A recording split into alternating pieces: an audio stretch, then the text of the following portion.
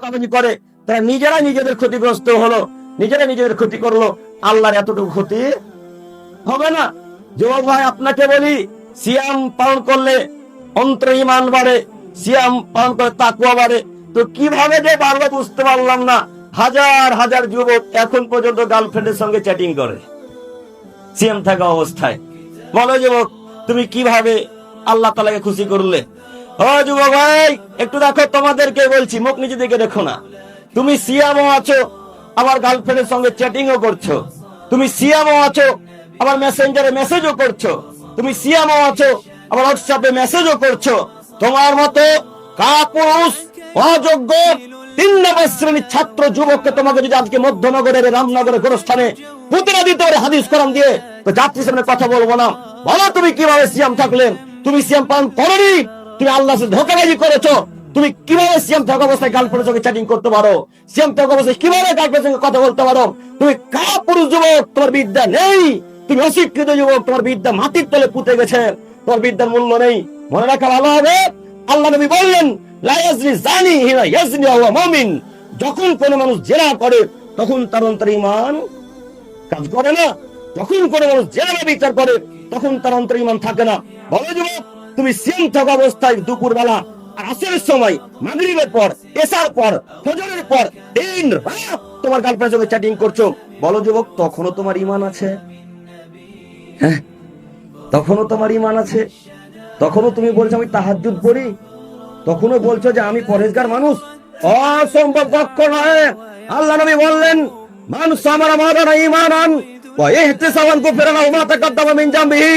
পৃথিবীর মানুষ যারা ঈমানের সাথে সিয়াম পালন করবে, আল্লাহকে খুশি করার জন্য যারা সিয়াম পালন করবে, নেকির আশাতে যারা সিয়াম পালন করবে, তাদের গুনাহ খাতা আল্লাহ তাআলা মাফ করে দিবেন। পূর্বের সমস্ত ছোট ছোট গুনাহ আল্লাহ ক্ষমা করে দিবেন।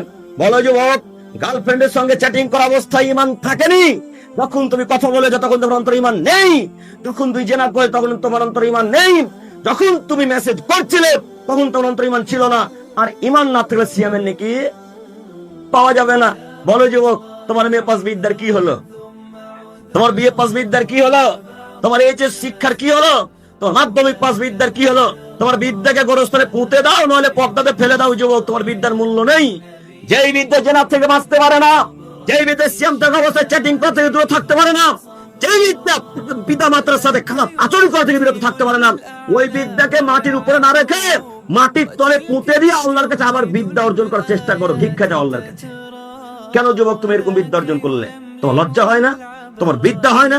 তোমার তো হায়াত থাকা উচিত, ইত্যস্তমর থাকা উচিত।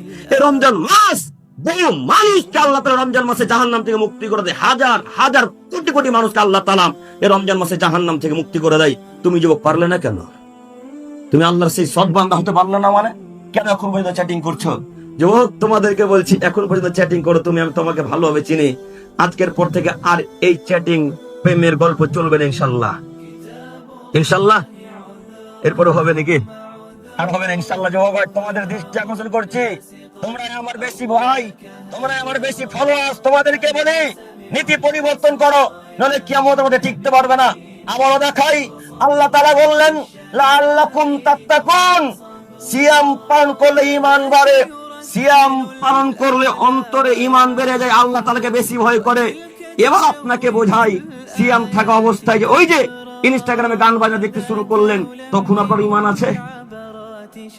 হ্যাঁ, ফেসবুকে নোংরা বেশ্যালের প্রতিদানে মেয়েদেরকে দেখছেন, উলঙ্গ ল্যাংটা হয়ে পেট পিঠ জাতিকে দেখে জাহান্নামের দিকে ঠেলে দিয়ে আপনি তাদেরকে দেখছেন।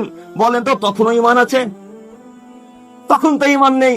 তাহলে আপনি কিভাবে আল্লাহর সাথে এভাবে ওয়াদা করলেন যে আল্লাহ আমি তো রমজান মাসে তাকওয়াশীল হয়ে যাব, আল্লাহ আমি রমজান মাসে ভালো হয়ে যাব? এ বাক্য বললেন কেন? কেন বললেন? যুবক ভাই, আপনাদের দৃষ্টি আকর্ষণ করে আপনাকে আমি বলতে চাচ্ছি, নীতি পরিবর্তন করেন।